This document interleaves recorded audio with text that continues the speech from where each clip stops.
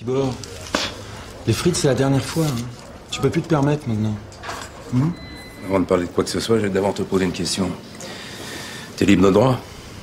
Libre, vous entendez quoi par là? Bah, j'entends, t'as signé avec personne jusqu'à présent, c'est ça? J'ai juste signé avec un mec. Mais bon, on peut toujours se débrouiller. Comment ça, t'as signé? T'es taré, toi? Attends, je suis allé au Brésil, j'ai fait 20 000 bornes pour toi. T'es dingue ou quoi? Attends, c'est pas la peine de déplacer l'air pour rien, là. Il a signé. T'as signé avec qui? Monsieur Domange. Putain, jamais le plus grand mec du monde, il me parle d'un mec. Ouais, mais il a fait sa couille, quoi. Quoi, j'ai fait ma couille? Bah oui, t'as fait ta couille. T'as proposé l'aval, je parie, non? Si. Et il t'a fait signer ton contrat avec le silo de Papin, vas-y. Non, tu rames. Bah oui, tu rames. Les époques changent, les méthodes restent. Alors tu veux que je te dise ce qui va t'arriver, là, dans 2 ans? Ça t'intéresse de savoir? Ah ouais? Eh ben, dans 2 ans, tu joues en 3e division turque. Et c'est vraiment dommage, parce que moi, pour toi, j'avais pari. Quel con, c'est pas vrai d'être aussi con. On avait pari, je le crois pas, mais qu'est-ce que tu m'as fait? Qu'est-ce que tu m'as fait? On avait tapé. Attends, ma mère, elle a 3 mois de loyer en retard. Si ça continue, on va vendre les meubles à Cash Center. J'avais pas le choix, mon pote. Bon, alors, les gars, va falloir prendre une décision, là. Hein, parce que sinon, moi, je reprends l'avion demain et puis je t'envoie la note. Hein. Putain, à force de vouloir faire plaisir à tout le monde, c'est moi qui est dans la merde maintenant. Écoutez, monsieur Colonna, je sais pas. Si moi je peux signer avec vous, je signe. Mais comment je fais avec monsieur Domange? Et Domange, c'est pas ton problème, c'est le mien. Ton problème à toi, c'est de prendre une décision et de t'y tenir. Et pas jouer à la girouette, là. Parce que j'aime pas ça, j'ai pas le temps ni l'envie, moi. On est d'accord? D'accord.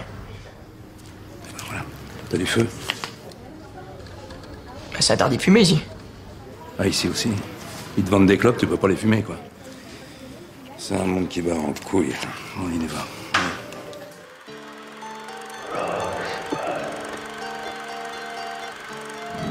I'm sorry, Dave. I'm afraid I can't do that. Je vais lui faire une offre qu'il ne pourra pas refuser. Can she be late for her cinema show? Antoine Doinel, Antoine Doinel, Antoine Doinel, Antoine Doinel, Antoine Doinel, Le monde se divise en 2 catégories. Ceux qui ont un pistolet chargé et ceux qui creusent. Toi, tu creuses. Parlez-vous, con de mime! Je suis un homme. Ah, personne n'est parfait. J'aime l'odeur du napalm au petit matin. Vous avez de la pâte? Vous avez du sucre? Alors avec la pâte, vous faites une crêpe puis vous mettez du sucre dessus? La mère suce des queues en enfer. And I am the best film director in the world.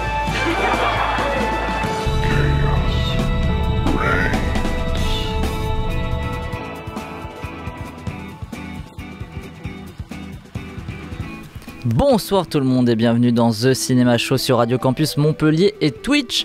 Vous remarquerez que contrairement à la semaine dernière, je ne me suis pas trompé de conducteur, Nagui, voilà, petite référence à ceux qui auront écouté la semaine dernière. Je sais que Jonathan, ça lui a fait très plaisir.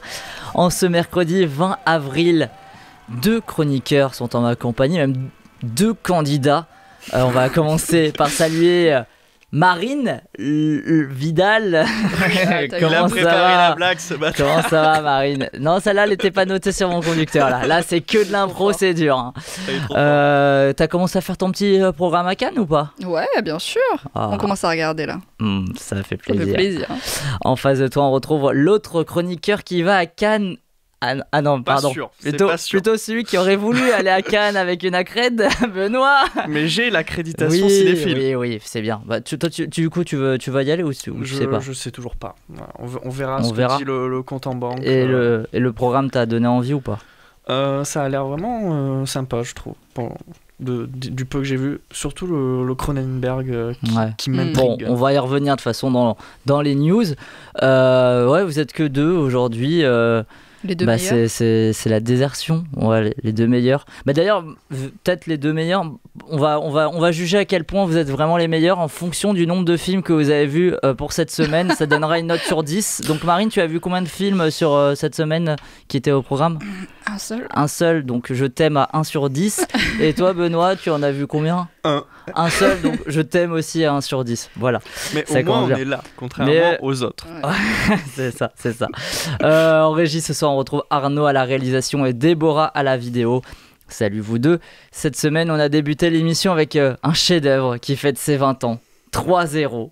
Après le basket la semaine dernière, c'est donc le foot qui a l'honneur avec le film le plus potable, entre guillemets, d'Antoniente. Est-ce qu'il y a des fans de Laurent Deutsch en joueur du PSG autour de la table ? Personne de la vie. Je pense pas. Moi j'ai une petite anecdote et ça vous montrer à quel point c'est un film vraiment passable, mais passable limite. C'est que quand j'étais petit, je sais pas si je l'avais déjà vu le film, mais je me rappelle c'était au Carrefour à Bercy. Voilà, il y a des détails. Est-ce que cette anecdote est vraie ou fausse ? Non. J'étais avec ma tante et elle me dit vas-y achète un DVD. J'ai pris ce DVD là, 3-0. On est passé à la caisse, on est sorti du centre commercial et à ce moment-là j'ai senti l'arnaque, j'ai fait non finalement on va le rendre et on l'a rendu direct et même pas j'ai fait l'effort d'en reprendre un autre, non je voulais juste le rendre, je voulais pas qu'il y ait 3-0 qui sortent de ce magasin, donc voilà. Donc ouais c'est pas non plus ouf. Voilà, même dans ma jeunesse je l'ai senti, mais bon. Mais c'est une belle anecdote quand même. Bah, ça me fait plaisir, si ça t'a fait plaisir tu remontes à 2 sur 10. Cette semaine il ne sera pas question de foot mais plutôt de Quidditch avec l'un de nos 4 films de la semaine, Les Animaux Fantastiques, Les Secrets de Dumbledore de David Yates. On aura aussi le droit de faire des débats sur Vortex de Gaspard Noé, Toute une nuit sans savoir de Payal Capadia et À l'ombre des filles d'Étienne Comard. Et si vous vous êtes intéressé au film que je viens de citer, vous saurez sûrement que parmi ces 4 films, 2 d'entre eux possèdent au casting Alex Lutz. Ça tombe bien, le comédien nous a fait l'amitié de répondre à nos questions. On le retrouvera donc en fin d'émission. En fin d'émission, c'est aussi Marie qui fera son apparition pour le quiz. Mais comme vous en avez l'habitude, on débute tout de suite par les news. Now, Buffalo's #1 news team. Good evening and welcome to Eyewitness News at 6. I'm Susan Ortega. And I'm Evan Baxter and here's what's making news. Au sommaire des news, le mercato, Netflix et la sélection cannoise. Alors on va commencer à s'y habituer, mais toutes les semaines dans le mercato, on parle du prochain film de Greta Gerwig, Barbie.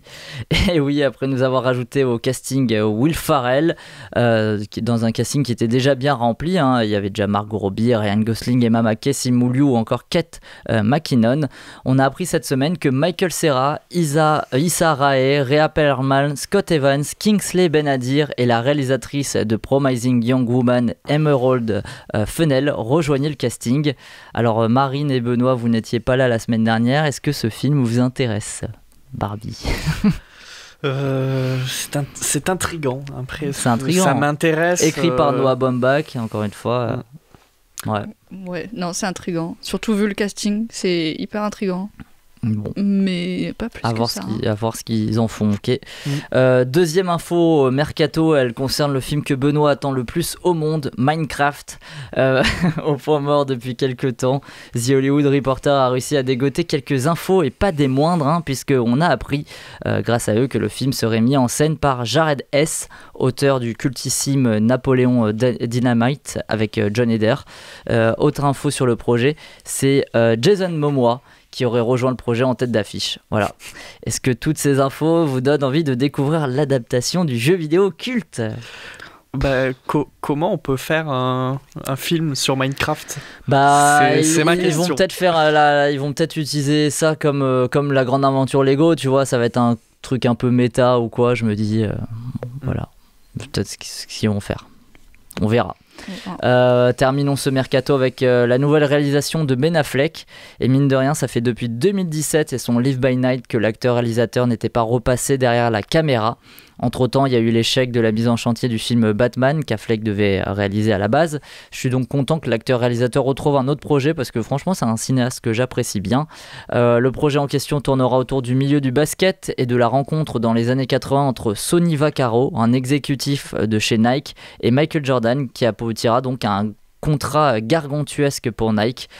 Pour ce film, Ben Affleck interprétera le créateur de Nike, Phil Knight, le père de Travis d'ailleurs, réalisateur assez reconnu, et retrouvera aussi pour l'occasion son meilleur ami Matt Damon qui jouera Sonny Vaccaro du coup. C'est la première fois d'ailleurs que Ben Affleck dirigera Matt Damon. Est-ce que ce projet là vous intéresse un peu plus ou pas du tout ? plus que Minecraft en tout cas. Est-ce qu'on peut faire pire que Minecraft? Après, Minecraft c'est un bac à sable, donc ça peut donner tout. Ah bah, ça. Ils peuvent vraiment tout faire. Ils peuvent même faire, je sais pas, une émission, un film d'immobilier sur l'immobilier avec Minecraft. Mais bon. Mais là, tu leur as donné des idées. Les idées. Ouais, ok. T'es pas dans le pool des scénaristes pour Minecraft, toi? C'est toi qui réfléchis à toutes les idées. Ouais, et tout, là. Je vais faire le Minecraft Cinematic Universe. Je suis chaud, hein. Ça ressemblera au MCU, mais voilà. Non, mais sinon Ben Affleck. Moi, je connais pas l'histoire, vu que je m'intéresse pas trop au basket, donc si vraiment j'ai envie de découvrir l'histoire, pourquoi pas. Ok. Et ces précédents films, vous aviez bien aimé ou pas? Moi, Argo, Live by Night, The Town, Gone Baby Gone. Je crois que j'en ai vu aucun en tant que réal, mais sinon, ça d'acteur j'apprécie. Allez-y. Bon, on passe à l'actualité suivante. Hier, on a appris que pour la première fois depuis 10 ans, Netflix avait perdu des abonnés. Sur les 3 premiers mois de 2022, la plateforme au N rouge a perdu 200 000 abonnés. Netflix n'a pas encore touché le fond puisque la plateforme prévoit 2 millions de désabonnements supplémentaires d'ici la fin du mois de juin. Est-ce que vous êtes surpris par cette fuite d'abonnés de chez Netflix ? Moi, pas du tout. Quand on compare les prix entre Amazon Prime, Netflix, etc. Et c'était sûr qu'un jour, le leader, entre guillemets, du secteur allait être attaqué avec des offres plus alléchantes. Ouais. Puis surtout par rapport à la programmation aussi, je trouve qu'ils ont pas mal perdu quand même en valeur, notamment avec Amazon, Disney, qui eux se font un business de fou. Donc non, ça m'étonne pas non plus. Et ça m'étonne pas qu'il y en ait qui partent encore. Alors toi, t'étais content, Benoît, qui j'étais presque content. Ouais, t'étais presque content. Ils ont chuté de 25% en bourse et donc dans la foulée de ça, il y a eu une annonce. Netflix a réagi avec un communiqué et donc ils expliquaient que ça venait à la fois en fait, ils avancent plusieurs raisons à cette chute. Ils avancent d'abord la raison des téléviseurs connectés. Parce que ça dépend des gens s'ils achètent des téléviseurs connectés. Oui. Voilà.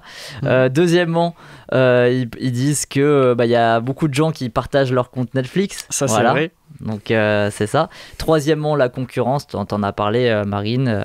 La concurrence à la fois de même YouTube et puis après des nouvelles plateformes qui ont émergé ces dernières années. Et quatrièmement, ils disent que la guerre en Ukraine, ça a impacté. Voilà aussi. D'accord.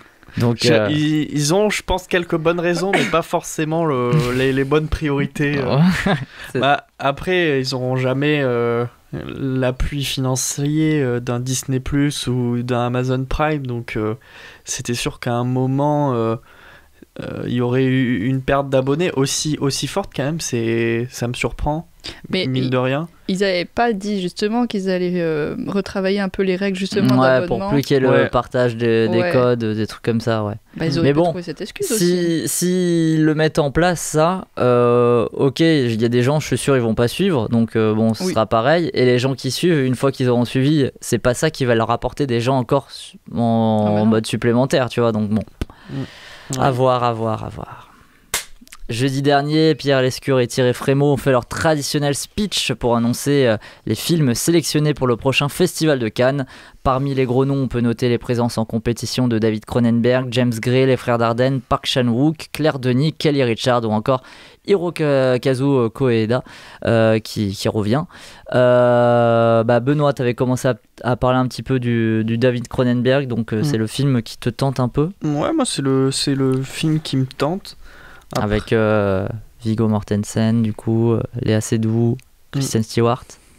Ça me tente toujours. Après, j'ai un peu regardé la programmation. Je trouve qu'on a quand même pas mal de choses. C'est assez varié. Bon, après, il y a toujours les réalisateurs qui sont quasiment toujours là, comme Desplechin. Ouais, Desplechin qui revient avec... du coup, c'est quoi le nom de son film? Je le retrouve pas dans ma liste. Desplechin, c'est Frères et Sœurs. Après, il y a Kirill Serebrennikov qui revient avec la femme de Tchaïkovski. À ce qui paraît, Marie m'a dit qu'il serait là pour la première fois en chair et en os à Cannes, ce qui n'était pas arrivé jusqu'à présent. Ça serait fou. Après, on a les retours, par exemple, de Koreeda, des Dardenne. S'il vous plaît, ne leur donnez pas la Palme d'Or encore une fois. Bah, tu sais pas. Alors, le film, c'est Tori et Lokita, des frères Dardenne. Lucas Dont aussi, après Girl, qui vient cette fois donc avec Close. Claire Denis, Stars at Noon. Toi, Marine, il y a des films qui te donnent envie dans cette liste? Bah justement, Claire Denis, ouais. Et bien sûr, le Cronenberg. Je me suis un peu laissé aller à la bande-annonce. Ah ouais? Qui m'a laissé plein de mystères, du coup, ça m'intrigue beaucoup. Donc voilà, mais... Il y a en compétition, ce qui m'a surpris, il y a aussi Valeria Bruni-Tedeschi qui est avec Les Amandiers, qui est un film sur Patrice Chéreau, je crois. Ok. Donc voilà. Bah, pourquoi pas, à voir. Hein. Je pense que c'est pour ça qu'il a été sélectionné d'ailleurs. Ruben Östlund qui revient après The Square. Ouais. J'aimerais bien aussi une explication pour Z comme Z.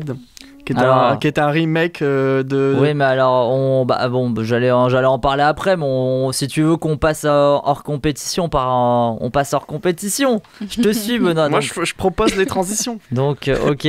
Z comme Z de Michel Hazanavicius. Ouais, je ne comprends pas, parce que pour avoir vu le film original qui est sorti il y a même pas 2-3 ans, je comprends pas l'intérêt, à part vraiment le mettre en français. Peut-être ça va donner quelque chose de génial, mais ça me fait un peu peur là, la carrière que prend Hazanavicius. Ouais.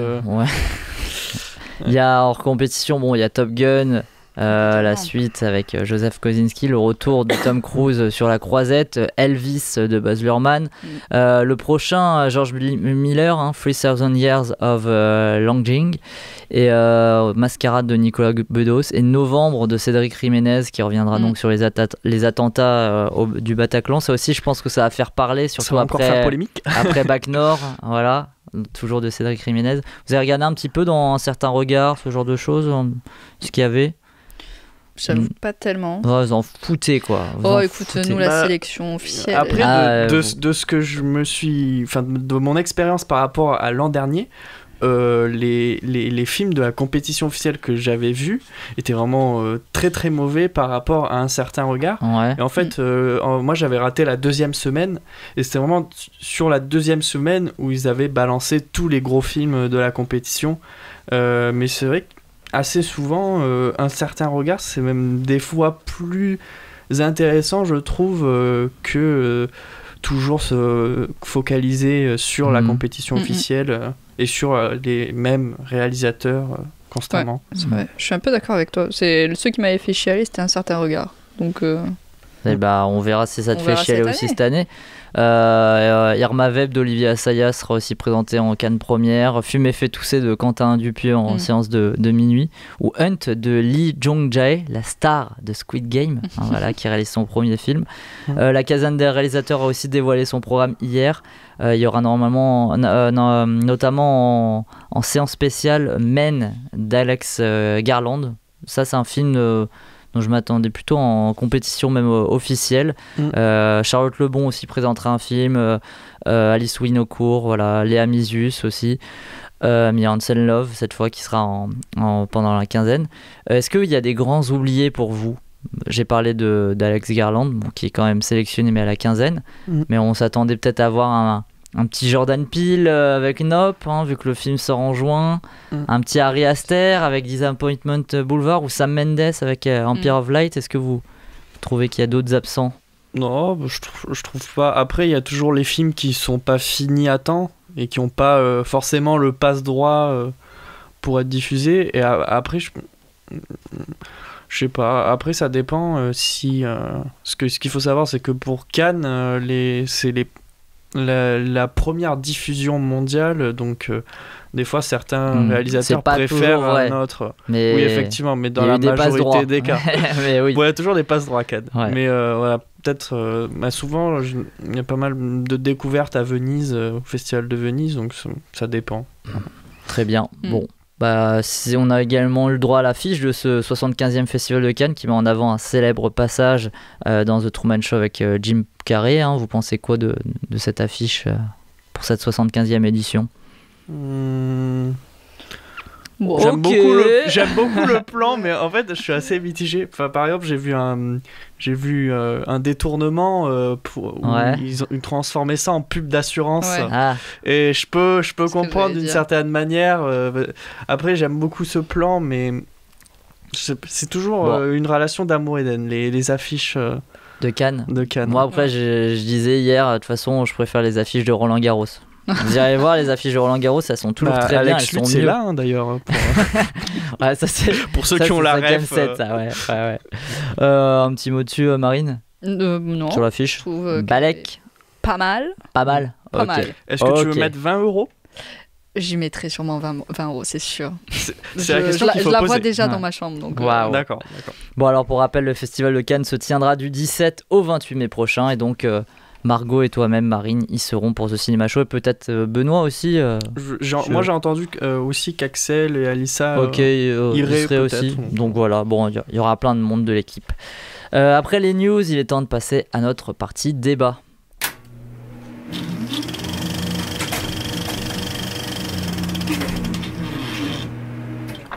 Et c'est quoi nos débats de la soirée aujourd'hui? Il y en a beaucoup. Oui, alors? Les animaux fantastiques. Ouais. Vortex. Ouais. On cite que les films qu'on a vus. Putain, toute une liste sans savoir et à l'ombre des filles. Oh là là, vous êtes vraiment des schlags. On débute avec la nouvelle aventure de Harry Potter de Norbert Dragono. Norbert. Merde. Bande annonce. If you listen carefully enough, the past whispers to you. We're here to see Albus Dumbledore. That would be my brother. The world as we know it is coming undone. Grindelwald is pulling it apart with hate. If we're to defeat him, you'll have to trust me.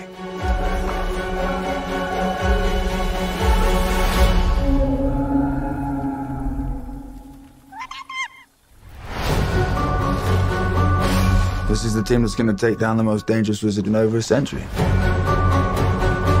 A magizoologist, his indispensable assistant. A wizard descended from a very old family, a school teacher, and a muggle. Dumbledore asked that I give you something, Jacob. Are you kidding me right now? Who wouldn't like our chances?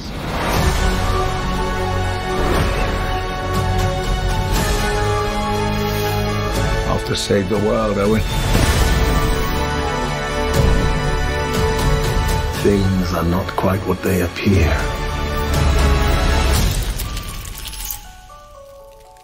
Swivel, but delicately. I'm swiveling like you're swiveling.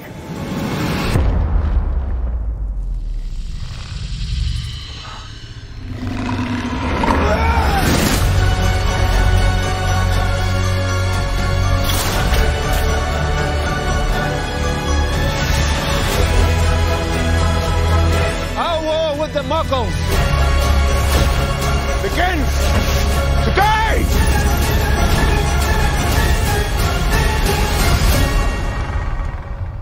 What is this place? The room we require.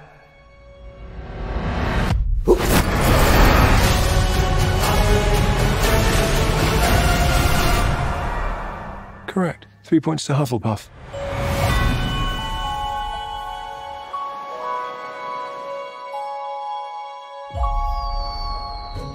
Can I? Very dangerous. It's very powerful. If it got in the wrong hands, you know. Mess you up. Where did you get it? I got it for Christmas. Les Animaux Fantastiques, les secrets de Dumbledore de David Yates, troisième suite, donc troisième film de l'univers Animaux Fantastiques. Ça avait commencé en 2016 et ensuite il y avait eu les crimes de Grindelwald en 2018, puis le film avait pris un peu de retard à cause du Covid. Alors ce troisième épisode, qu'est-ce qu'il nous raconte ? Le professeur Albus Dumbledore, joué par Jude Law, sait que le puissant mage noir Gellert Grindelwald cette fois-ci joué par Mads Mikkelsen, après Colin Farrell et Johnny Depp finalement. Donc Grindelwald cherche à prendre le contrôle du monde des sorciers. Incapable de l'empêcher d'agir seul, il sollicite le magizoologiste Norbert Dragono, joué par Eddie Redmayne, pour qu'il réunisse des sorciers, des sorcières et un boulanger moldu au sein d'une équipe intrépide. Pourtant, dès lors que les enjeux sont aussi élevés, Dumbledore pourra-t-il encore rester longtemps dans l'ombre ? La question que l'on se pose. Marine, est-ce que cette question, tu te l'es posée devant les animaux fantastiques ? Cette question le secret de Dumbledore a été posée, mais cette question a été très vite répondue. Ce qui est bien dommage, mais je m'attendais à autre chose, en fait. Comme on a vu la bande-annonce, et d'ailleurs on a tout vu, c'est génial. Je sais pas, il y avait cet esprit d'équipe, une sorte d'équipe qui partait au début dans une sorte d'aventure et vraiment tous allaient avoir un rôle. Non mais attends. Ouais, mais ça c'est le truc genre à la mode, les équipes. Bien sûr que c'est à la mode et c'est pour ça qu'ils l'ont fait et c'est génial, mais non. Ça ne marche pas du tout pour moi non plus. J'ai été assez déçue, je trouve que le film est assez long, qu'il se passe pas grand chose. Que les seuls moments où vraiment on a du merveilleux, du fantastique et vraiment une espèce de, je sais pas, d'explosion de magie, tu vois, finalement ça dure pas très longtemps et c'est parfois inutile. Donc je trouve ça bien dommage. Maintenant, je trouve par contre que le film aurait été beaucoup mieux, il est beaucoup mieux en roman. Le lire m'aurait beaucoup plus fait kiffer que de le voir, je pense. Ce qui est vraiment triste. Et après, si je dois quand même lui trouver des points positifs, moi, il m'a fait rire par moments. Ah ouais. C'est, comme tu disais, les trucs de remplissage, ça m'a fait rire. Et il y a une scène, pour moi, c'est du remplissage dans une prison à Berlin, là, dans un des catacombes, mais elle sert à rien, puis cette pour scène. Mettre un peu de tension, quand même, tu vois, une espèce de bête. C'est juste pour remettre le personnage de Norbert Dragono au centre de l'histoire, parce que sinon, c'est même plus le personnage principal c'est un vrai point, que Norbert est totalement derrière. On essaie de se concentrer sur Dumbledore, mais évidemment il essaie d'être là sans trop être là parce qu'il a des secrets qu'on sait pas trop pourquoi, mais on a compris, ça fait 3 épisodes qu'on sait pourquoi. Et même les animaux fantastiques en eux-mêmes. Mais ils t'en remettent juste pour justifier le titre, le fait que ça soit la saga Les Animaux Fantastiques. Mais ça, c'est depuis le premier épisode, c'est le problème, c'est d'avoir voulu centrer ça sur du coup Norbert Dragono et les Animaux Fantastiques, alors que ce qu'ils veulent traiter, c'est Grindelwald, Dumbledore. Voilà. Cette histoire est beaucoup plus palpitante. Ouais. Donc les animaux, au final, ça ne sert plus qu'à faire rire, ce qui est assez dommage. Norbert, on le voit pas assez. Dumbledore, on le voit presque pas. Finalement, on voit plein de choses. Mais c'est un peu vide. C'est très vide, en fait. Moi, j'ai été très déçue et j'ai presque failli m'endormir. Margot, elle nous dit dans les commentaires quel film absolument merveilleux. J'imagine qu'il y a du second degré. Bon, j'espère. Bon, après, moi, il y a aussi il y a quand même des trucs positifs pour moi. Je trouve que les costumes, tout ça, la direction artistique, elle est quand même toujours là, même si les fonds verts, bon, voilà. Les effets spéciaux, d'ailleurs, sont vraiment dégueulasses. Je trouve qu'en rayon blockbuster, t'as tellement pire aussi. La musique de James Newton Howard, elle fait le taf, même si elle reprend clairement tout ce qu'il a déjà mis en place, en fait, tous les thèmes qu'il a prédéfinis avant. Le casting est plutôt sympa, c'est un bon choix, Mads Mikkelsen, même si moi je trouve que Johnny Depp il m'avait pas déplu en Grindelwald, mais on sait que c'est pas pour ces raisons là qu'il a été évincé du projet. Par contre je trouve que c'est vraiment du gâchis cette saga. Je pense sincèrement qu'il y a de bons éléments mais qui sont très mal utilisés, très mal traités. Tout ce qui est par exemple mis en place à la fin du second épisode, là c'est complètement expédié. Par exemple, Queenie, tu sais, la meuf de Dan Flugger, elle veut déjà redevenir gentille, alors qu'à la fin du deuxième, on se disait il va y avoir un truc. Il n'y a aucune tension entre les deux frères, alors que dans l'épisode précédent, il y a la mort de l'État et on ne savait pas. Elle lui dit au revoir un moment, et on ne sait pas à qui elle s'adressait en fait, parce que et là, on s'en bat les couilles. Non, mais Catherine Waterston aussi, son personnage, il est évacué là, tu sais, qui était dans les 2 premiers. Ouais. Là elle y est, mais voilà, l'arrivée à Poudlard dans le 2e épisode aussi, à la fin ils arrivent à Poudlard à la fin du 2 et là ils font oh non, ça c'est peut-être jamais passé, voilà, c'est très très bizarre. Ils savent pas du tout quoi foutre aussi du personnage d'Ezra Miller, je trouve. D'ailleurs c'est le problème des Animaux Fantastiques, il y a beaucoup trop d'intrigues et c'est jamais vraiment exploité. Par exemple l'intrigue politique dans cet épisode, avec le vote. Il y a un vote. Ah bah non, en fait, c'est l'animal qui choisit le président. C'était un peu flou, j'avoue. Mais et d'ailleurs, c'est un autre problème dans les animaux fantastiques. Je trouve que contrairement à l'univers d'Harry Potter, celui des animaux fantastiques, il est très opaque. On comprend pas trop les règles et personne ne nous les explique. Sûrement parce que même les scénaristes ne les connaissent pas. Et enfin, j'avais David Yates aussi. Bon, c'est toujours aussi plat ce qu'il filme. Et je trouve que là où le second épisode, même s'il y avait pas mal de défauts, tu vois, il lorgnait, je trouve vraiment, et surtout sur la fin. Je trouve que la fin, j'avais revu le 2 et je trouve que la fin c'était vraiment intéressant. Et il lorgnait vraiment sur l'Empire contre-attaque. Là, celui-ci, il se dirige vraiment sur Star Wars 9, en fait, on dirait. Sans, heureusement, pas atteindre l'abyssale profondeur du film de J.J. Abrams. Mais tout ça pour dire qu'on n'est pas sur les mêmes références qualitatives. Voilà. Non, ça, c'est sûr. Margot, elle dit l'intrigue est tellement prenante, waouh, avec des débouchés surprenants. Des débouchés surprenants. On y croit. J'espère vraiment. Dis-nous au premier degré si c'est le cas, si c'est ce que tu penses, mais parce que on n'a pas vu le même film sinon. Bon. Est-ce que tu as un mot à ajouter ? Le Dumbledore, quand même, un peu plus approfondi dans cet épisode. J'aime bien. Non, franchement, j'aime bien.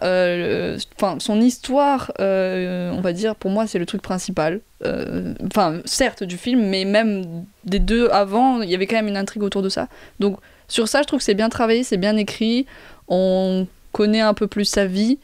Mais, pareil, je trouve que soit on comprend pas assez, soit ça va pas assez loin, mais... Je sais pas, il y a toujours un flou autour de lui. On essaie toujours d'avoir des infos en plus sur son histoire d'amour, sur son histoire avec son frère, sur plein de choses, mais ça reste quand même très vague. En fait, je sais pas, mais c'est hyper intriguant, mais c'est vague. Bon. Quand même, elle a presque versé une larme. Non, mais elle a dit MDR à la fin. Donc voilà. Okay, donc ça va.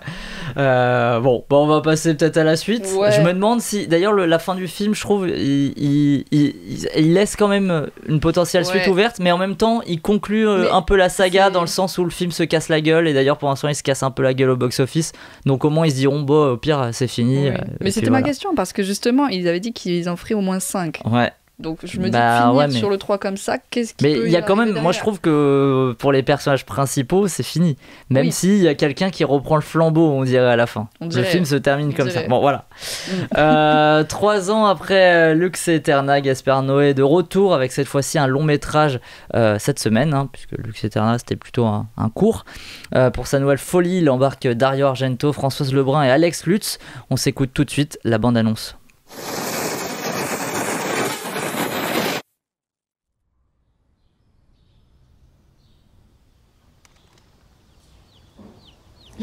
La vie est un rêve, non? Oui. La vie est un rêve dans un rêve. On est bien peu de choses, et mon ami la rose me l'a dit ce matin. Pourquoi tu es parti? Où est-ce que tu étais passé? Je te cherchais partout, par tous les quartiers. Je me suis épanouie, heureuse et amoureuse, au rayon du soleil, me suis fermée la nuit. Emmène-moi à la maison. Emmène-moi à la maison. On est à la maison, maman? Non. T'as peur? Je n'arriverai pas à m'occuper bien de vous, papa. Je ne veux pas laisser cette maison. Nous avons passé toute notre vie. Et moi, je ne jette pas mon passé. Vois le Dieu qui m'a faite, me fait courber la tête, et je sens que je tombe, et je sens que je tombe. Mon cœur est presque nu, j'ai le pied dans la tombe. Déjà, je ne suis plus. Vortex de Gaspard Noé. La vie est une courte fête qui sera vite oubliée. Oui, c'est le synopsis sur Allociné, c'est juste ça. C'est Gaspard Noé, en même temps, on n'est pas surpris. Donc Dario Argento, comme je le disais, qui est pour la première fois en tant qu'acteur, immense cinéaste italien, qui joue le père, Françoise Lebrun la mère, Alex Lutz le fils, et on va même citer Kylian Derey qui joue le petit-fils. Benoît, qu'as-tu pensé du nouveau Gaspard Noé? J'ai adoré. Mais il faut que je développe. Développe-nous ça. C'était assez fou. Je pense qu'il faut aller voir ce film. Si vraiment vous hésitez entre tous les films qu'il y a en ce moment. T'inquiète, on n'hésitait pas avec les animaux fantastiques. Oui. Ah ouais, on sait jamais. Ce que j'ai beaucoup aimé avec ce film, c'est que pour ma part, j'ai beaucoup été touché par ce qu'il racontait. Et je pense que les 15-20 dernières minutes du film, tout le dernier acte, j'ai tout simplement chialé. Alors ça arrive. Mais vraiment, ça m'a vraiment surpris parce que au départ, j'étais assez circonspect. Donc Vortex, un peu comme Irréversible, joue sur une idée esthétique. Pour Irréversible, c'était le montage à l'envers, et pour Vortex, c'est cette idée du split screen. Et au départ, je me disais, bon, est-ce que ça va vraiment apporter quelque chose? Est-ce que ça va pas être redondant à force?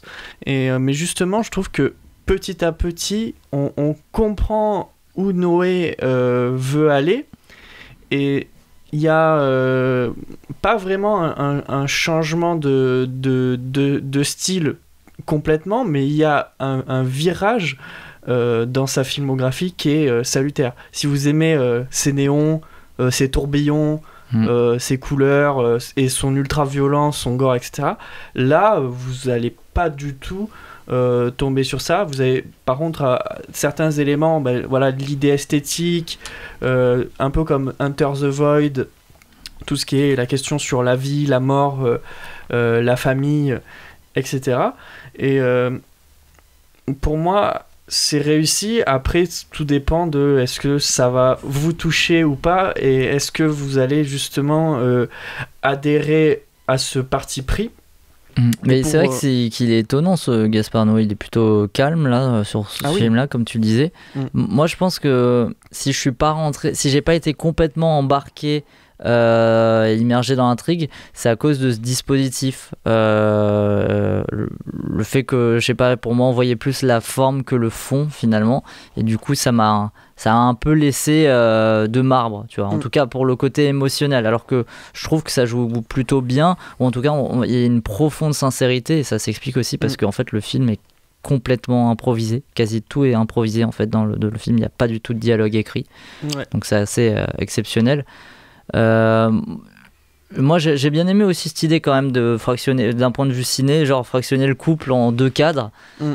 Ça, c'est logique, mais je trouve que Gaspard Noé se heurte en même temps à la difficulté de son dispositif. Par exemple, il est obligé de découper ses plans séquences à plusieurs moments du film pour pouvoir se recaler sur le bon timing, puisqu'il y a des séquences qu'il a tournées en direct avec 2 caméras, ça se ressent pour les champs contre champs, mais là où tu as du mouvement, on voit pas le caméraman qui est en train de filmer l'autre personne, donc ils ont bien tourné ça à un autre moment, et du coup il est obligé de faire des petits fondus au noir ou des trucs comme ça pour se recaler sur la bonne durée, et moi qui ai fait un film déjà en plus en split screen comme ça me stresse. Je trouve que c'est tricher en fait un peu de faire ça. Voilà. Moi je sais pas, j'ai pas trouvé après sur la finalité, il aura une page sur l'histoire du split screen. Moi, j'en ai vu quelques-uns de films en split screen, mais c'est assez rare que ça aille aussi loin, et que je trouve que ça ait du sens, surtout dans ce dernier acte qui est pour moi juste excellent. Mais à propos... il est un peu quand même, il y a trop de fins différentes, je trouve. Même si dans le dernier acte, il y a Alex Lutz qui dit une réplique à un moment à son fils qui est, je trouve, bluffante, qui est extrêmement fort. Je sais pas si tu vois dans la réplique à propos d'une maison, ce genre de truc. Je crois voir, ouais. Mais du coup, à propos du jeu d'acteur, moi, c'est ce que je disais, c'est que je m'attendais pas à voir presque du néo-réalisme. C'est-à-dire que je vais voir mes grands-parents presque chaque semaine en ce moment, et j'avais vraiment l'impression de voir mes grands-parents à l'écran, de voir leur quotidien, comment ils vivaient, etc. Surtout que ce qui paraît super drôle, c'est que mon grand-père ressemble un peu à Dario Argento sur certains points. Mais c'est ton grand-père, je sais pas si tu l'avais jamais dit. Non. Mais c'est vrai que je suis un peu biaisé du coup, parce que Dario Argento, c'est un de mes cinéastes favoris. Voilà, j'ai lu son autobiographie, j'ai vu énormément, presque tous ses films. Du coup, j'étais assez biaisé, et ça m'a surpris que ce soit aussi un acteur qui pouvait tenir 2h20 de film, ce qui est pas le cas de tous les réalisateurs. Il y a des réals qui peuvent être de très très mauvais comédiens. Ouais, voilà. Et c'est ça qui est fou, c'est qu'au final aussi l'actrice et Dario ne vivent pas ça dans la vraie vie, mais on a l'impression de croire qu'ils sont atteints de ces maladies. Ouais, mais même ce que tu disais, tu parlais du dispositif qui est assez répétitif, et c'est vrai qu'il est bien contrebalancé par l'apparition déjà du fils dans un premier temps, puis des différentes étapes de vie qui arrivent après. J'en perds mon micro, je le tape. Ouais. Ça reste quand même un joli film, extrêmement bien filmé. Et tu parlais du côté quotidien, c'est vrai que comme il continue à filmer en continu, de côté, t'as vraiment ces personnages qui laissent visible même quand il se passe rien. Alors parfois tu vas trouver ça un peu chiant, mais parfois tu vas trouver ça assez fort. C'est au spectateur de se faire son propre montage en fait de nouveau, en regardant où il veut dans le split screen. Au tout début t'as Dario Argento qui reste au lit pendant je sais pas combien de temps et qui dort, et alors que Françoise Lebrun fait une action à côté, tout ça c'est hyper, c'est hyper intéressant et c'est hyper prenant. Mais après tu vois, s'il n'y avait pas eu le dernier acte, que tu te doutes à quel moment il commence, là j'aurais dit c'était vraiment du foutage de gueule, quoi. C'était vraiment juste du style, mais justement ça apporte toute l'émotion si on est ouvert à la prendre. Et pour contextualiser un peu la séance, au départ je voulais le voir à Cannes, mais moi j'étais parti avant et j'étais déçu. Mais au final, je suis allé le voir au Diagonal, milieu de semaine, milieu de journée. Et d'ailleurs, il y avait un ami qui m'a rejoint pendant ce temps. Mais parce que je sentais que ça allait me toucher, j'avais lu un peu l'histoire. Et moi, ça m'a pas empêché, tu vois, d'avoir les émotions à la fin du film. Je suis en mode, bon, je vais aux toilettes, me moucher vite fait. Et quand je reviens, en fait, on a parlé avec une personne quand tu es aux toilettes, hein. Non, j'étais tout seul, hein. J'étais tout seul à aller aux toilettes. Hein.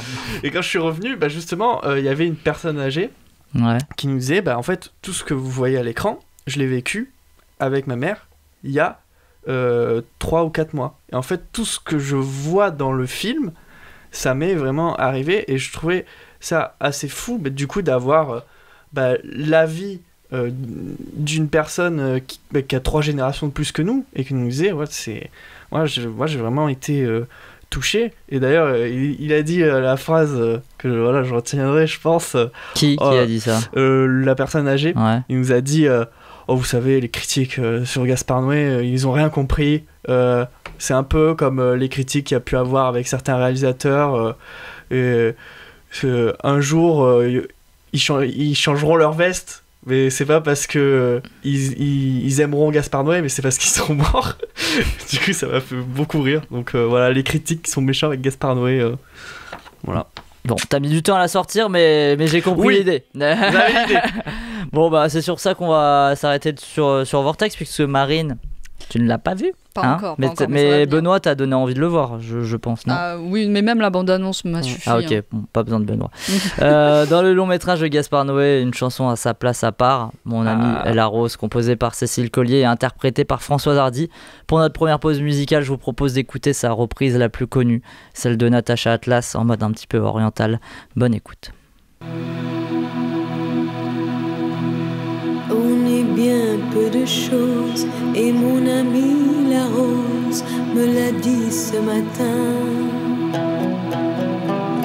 À l'aurore je suis née, baptisée de rosée. Je me suis épanouie, heureuse et amoureuse. Au rayon du soleil, me suis fermée la nuit, me suis réveillée vieille. Pourtant j'étais très belle, oui, j'étais la plus belle des fleurs de ton jardin.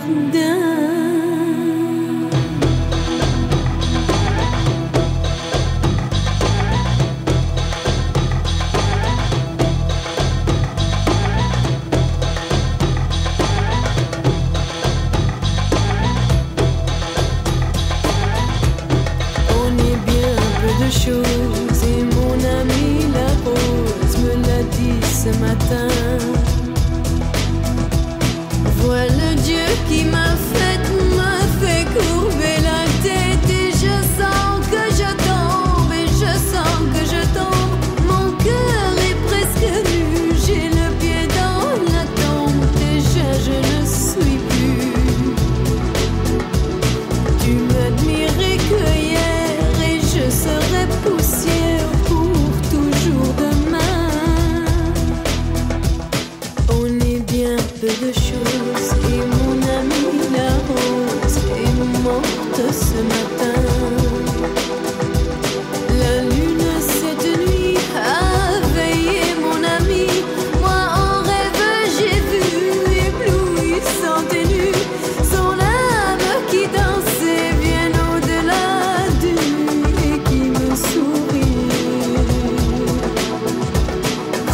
celui qui peut croire. Moi j'ai besoin d'espoir, sinon je ne suis rien. On est bien peu de choses et mon amie la rose me l'a dit ce matin. Voilà Dieu qui m'a fait courber la tête et je sens que je tombe, et je sens que je tombe. Mon cœur est presque nu, j'ai le pied dans la tombe, déjà je ne suis plus. Tu m'admirais que hier et je serai poussière pour toujours demain.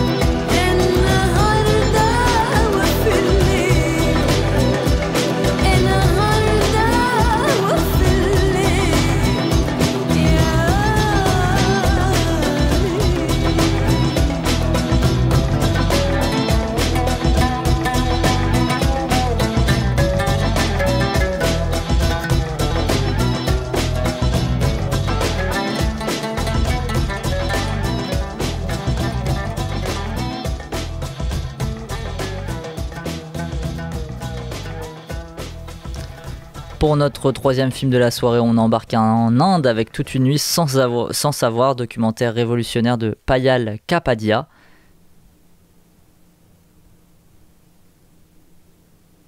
बाबू, तुम कैसे हो? तुम्हें ही सोचती रहती हूँ, हर गुजरते दिन थोड़ा ज़्यादा। मैं ठीक हूँ, पर ये सब जो हो रहा है कुछ समझ नहीं आ रहा।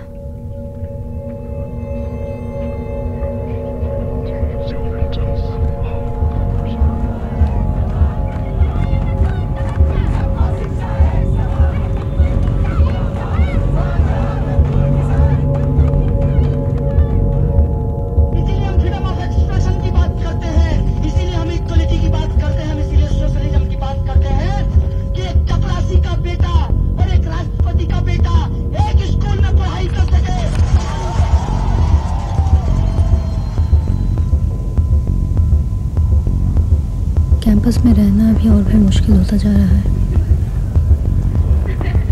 मुझे ये सोच के शर्म भी आती है, पर क्या ये हमारे साथ ऐसा स्ट्राइक की वजह से कर रहे हैं? पर उस समय हम और क्या करते?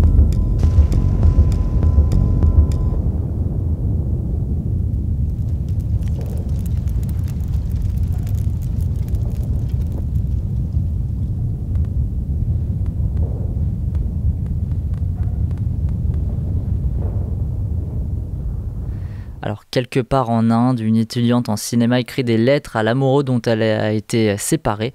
À sa voix se mêlent des images, fragments récoltés au gré de moments de vie, de fêtes et de manifestations qui racontent un monde assombri par des changements radicaux. Le film nous entraîne dans les peurs, les désirs, les souvenirs d'une jeunesse en révolte et prise de liberté. Donc, c'était un film qui était présenté à Cannes à la Caserne des réalisateurs en 2021. Et voilà. Je me suis assez longuement ennuyé dans cette nuit sans savoir. Il y a pourtant des jolis moments, des choses assez fortes, mais ça tourne beaucoup en rond. C'est le genre de film où on est vite perdu, où il est très difficile aussi de rattraper son retard, parce qu'en fait si tu connais pas l'histoire, même si on essaie de te la raconter, de faire comprendre le contexte en fait dans lequel se déroule le film, c'est assez compliqué. Après, j'ai quand même appris beaucoup de choses sur un sujet qui est assez peu évoqué. Donc, c'était des grèves qui a eu lieu en Inde dans une école dans une école de cinéma, parce qu'il y avait un gars qui a été mis à la tête de l'école de cinéma et ils étaient pas d'accord que ça soit ce gars-là en fait. Et du coup, après, ça a fait plein de grèves dans toute l'Inde. Et donc, c'est né de ce truc-là. Et en plus de ça, la bonne idée de départ, en fait, c'est de faire que c'est comme un docu-fiction en fait. En gros, il part du principe qu'on a retrouvé des affaires d'une étudiante qui s'appelle elle, et du coup on se pose tout de suite plein de questions, on est vite intrigué, ça te fait croire que donc c'est des choses qu'elle a filmées elle, tout ça, elle envoie des lettres aussi à son amoureux, voilà, mais ça va jamais plus loin que ça en fait, il n'y a pas de vraie histoire autour de ça, c'est qu'un prétexte. Et c'est un peu dommage, et ce qui fait que le sujet, la forme du film était plutôt abstrait et ne rentrait pas en adéquation. Bon. Mais on peut se reconnaître en tout cas quand on est jeune, tout ça, à travers cette révolution qui se déroule dans le film. Mais voilà, ça tourne un peu en rond. Est-ce que vous aviez déjà entendu parler de ces manifestations, ces grèves en 2016 en Inde ? Non, jamais. Pas du tout. C'est un truc que on est tellement voilà, l'Occident qui reste un peu sur soi, donc quand on entend parler de manifestations, c'est souvent dans des pays comme les nôtres, mais là j'en avais jamais entendu parler, et c'est vrai que c'est intéressant, d'autant plus que ça part du cinéma, donc c'est un mouvement qui est né d'un peu d'une école de cinéma, tout ça, donc c'est intéressant, mais peut-être pas pour un long métrage comme ça où vraiment j'ai pas été embarqué en tout cas dans la forme du film. Voilà. D'accord, ouais. Bon je vous ai peut-être pas trop donné envie de voir Toute une nuit sans savoir, hein. Après on a parlé en cours, même si on n'a pas vu le film. C'est vrai que je pense que la majorité des gens qui l'ont vu sont un peu de ton avis, mais il y avait par exemple Jules qui a beaucoup aimé ce film, mais on a justement parlé pas mal avec la prof de le lien entre la fiction et le documentaire, et justement partir de lettres qui sont totalement fictionnelles, et comment qui sont lues d'ailleurs comment on fait justement pour transformer ça d'une manière audiovisuelle. Donc voilà, je parle d'un film que j'ai pas vu, mais ça s'appelle faire une Geoffrey dans le milieu. Bon, et vu que j'étais déjà seul à parler globalement de ce film-là pendant quelques minutes, je me suis dit que ça pouvait être bien de continuer avec le 4e et dernier film de la soirée, À l'ombre des filles d'Étienne Comard, dans lequel on retrouve notre cher Alex Lutz. C'est votre première fois en prison ? Oui. Vous savez à peu près où vous mettez les pieds quand même ? Y a quoi là-dedans ? C'est mon diapason. Vous pouvez pas rentrer avec ce truc, hein. Bonjour. Je suis chanteur lyrique, et on m'a proposé de mener des ateliers de chant en détention, donc je trouvais que c'était un beau projet.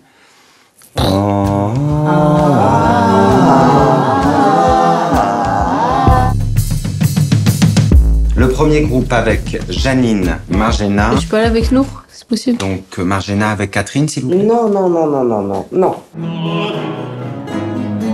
Pendant 3 semaines, qu'est-ce que vous souhaiteriez chanter ? Herbert Léonard, moi j'aime bien. Bodyguard ? La famille Belguet.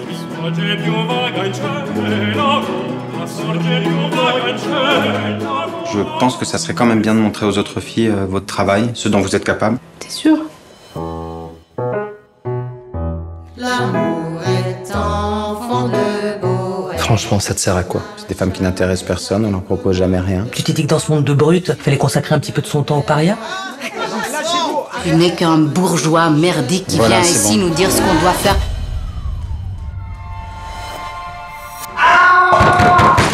Qu'est-ce qu'il y a ? Vous hurlez ! C'est du travail, il faut que ça sorte. Ça sort fort !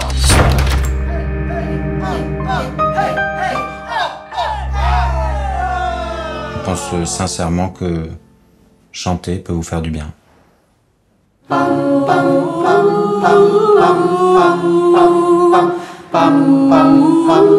De toute façon, une fois dehors, tu vas nous oublier.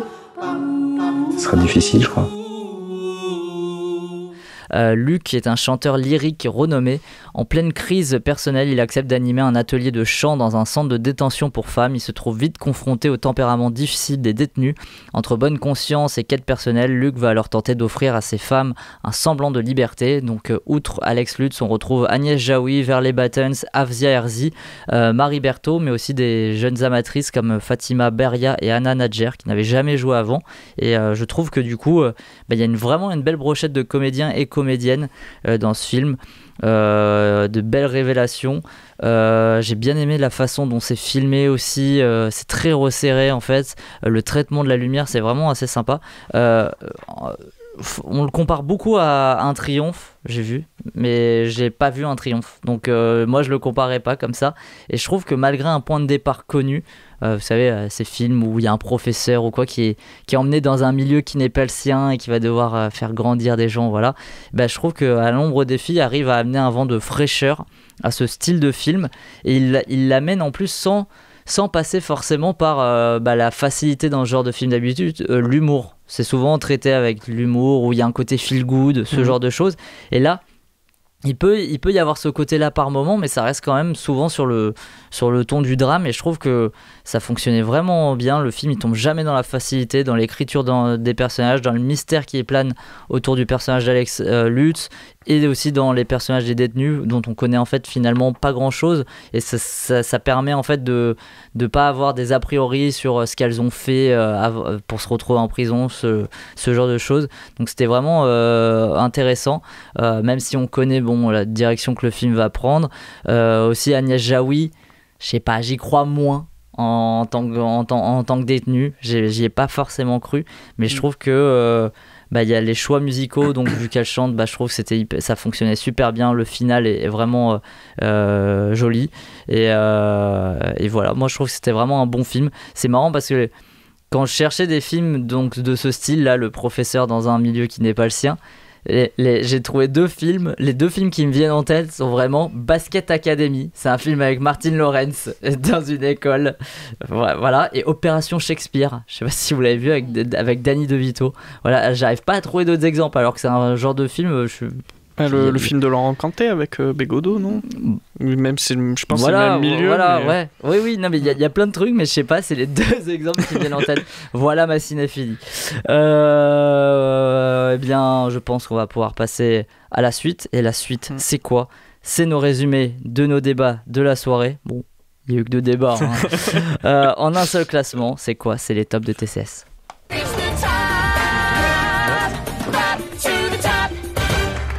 Alors comme ça tu parles pendant le jingle, Benoît. Ouais, la lumière rouge elle était encore allumée, il faut faire attention. Je fais des entre...